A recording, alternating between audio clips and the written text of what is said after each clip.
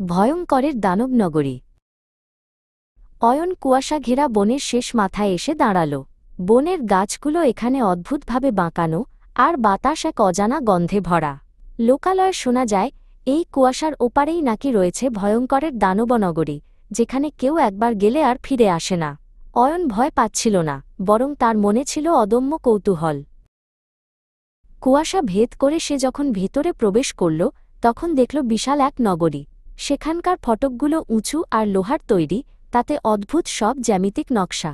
দেয়ালের গায়ে কাঁটাঝোপগুলো যেন জীবন্ত। অয়ন ধীর পায়ে শহরের মূল দরজার দিকে এগিয়ে চলল। হঠাৎ একটা ছায়া তার মাথার ওপর দিয়ে উড়ে গেল। একটা প্রকাণ্ড দানব নিচে নেমে এল। তার নাম ঘুমুরা। ঘুমুরার মাথায় অনেকগুলো শিং এবং গায়ে পুরু চামড়া। সে তার বিশাল চোখ দিয়ে অয়নের দিকে তাকাল। অয়ন ভয়ে জমে গেল, কিন্তু দেখল ঘুমুরার হাতে রক্ত নয়, বরং একগুচ্ছ ছোট নীল ফুল। অয়ন পাথরের আড়ালে লুকিয়ে দেখছিল। সে দেখল ঘুমুরা শহরটির এক কোণায় একাই একটি দেয়ালে ছবি আঁকছে। জাদুকরি কাদা ব্যবহার করে সে দেয়ালে নক্ষত্র আর চাঁদের ছবি ফুটিয়ে তুলছে। দানবনগরীর ভয়ঙ্কর রূপটা যেন এই শিল্পের ছোঁয়ায় বদলে যাচ্ছে। অয়ন সাহস করে সামনে বেরিয়ে এল। সে তার ব্যাগ থেকে একটি লাল আপেল বের করে ঘুমুরার দিকে বাড়িয়ে ধরল। ঘুমুরা প্রথমে চমকে উঠল, তার শিংগুলো সামান্য কাঁপল। কিন্তু পরক্ষণেই সে তার বিশাল হাত নামিয়ে আনল এবং খুব সাবধানে আপেলটি গ্রহণ করল। তারা দুজনে শহরের এক ধ্বংসস্তূপের ওপর বসল।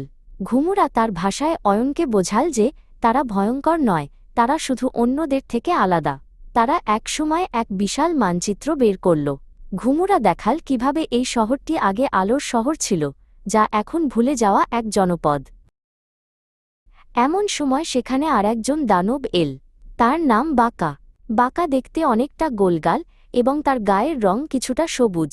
বাঁকা হাতে করে এক অদ্ভুত ধরনের ফল নিয়ে এসেছে। ঘুমুরা হাসিমুখে অয়নকে বাঁকার সাথে পরিচয় করিয়ে দিল। রাত বাড়ার সাথে সাথে দানবনগরী এক অন্য রূপ নিল। বাঁকা অয়নকে নিয়ে গেল এমন এক বাগানে, যেখানে মাশরুমগুলো থেকে নীল আর বেগুনি আলো বের হচ্ছে। চারিদিকে জোনাকির মতো উড়ন্ত পোকারা নীল আলো ছড়াচ্ছিল। অয়ন বুঝতে পারল, এই শহরটি ভয়ের নয়, এটি জাদুর।